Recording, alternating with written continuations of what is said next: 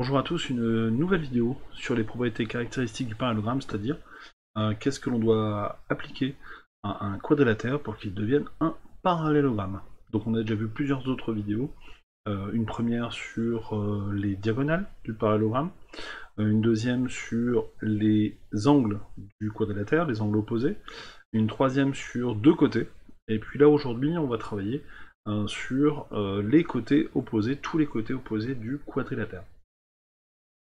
Alors cette fois-ci, on va prendre un quadrilatère quelconque ici, mais dont les côtés opposés seront égaux.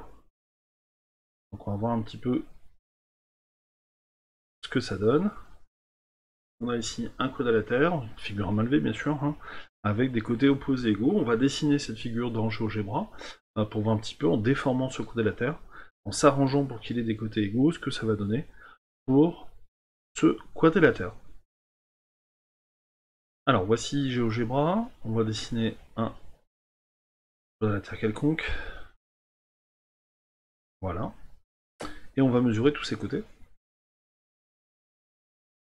Donc la longueur AB, la longueur BC, la longueur DC et la longueur AD. Voici, donc comme il est quelconque, on a évidemment 4 longueurs différentes. Et puis il va falloir déformer ce quadrilatère pour s'arranger pour que les côtés opposés aient la même longueur. Donc on va s'arranger. Alors on va agrandir même un peu ici. Voilà. 11,1 et 13,8, c'est ce qu'on va garder. Et puis donc on va déplacer notre point C pour essayer de nous rapprocher de cette valeur. Alors 11,1 pour BC, et puis 13,8. Donc là on n'est pas loin. Voilà, là on est bien. On a dessiné un quadrilatère, on a déformé le quadrilatère pour nous arranger que les côtés opposés sont égaux. On a ici AD qui est égal à BC, on a AB qui est égal à DC. Eh bien, on se rend compte dans ce cas-là que le côté AD et le côté BC semblent parallèles, les deux droites ne semblent pas séquentes. Et puis de la même façon, le côté AB et le côté DC, eux aussi, semblent parallèles. Ils ne sont pas séquents.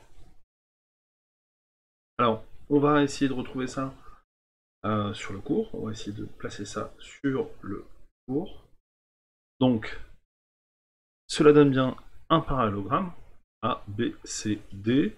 Nous nous sommes arrangés donc pour avoir le côté AB qui est égal au côté DC, le côté AD est égal au côté BC, et donc on va pouvoir écrire une propriété. Si un quadrilatère a deux paires de côtés opposés égaux, il faut qu'ils soient opposés et égaux, il faut qu'il y ait deux paires, eh bien c'est un parallélogramme.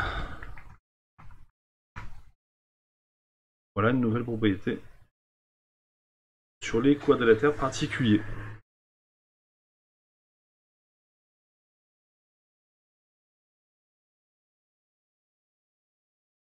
Merci d'avoir regardé cette vidéo. Vous avez une playlist des cours de 5e qui apparaît maintenant. Évidemment, vous pouvez, avec le petit logo que je vous présente, vous abonner à ma chaîne YouTube. Merci, au revoir.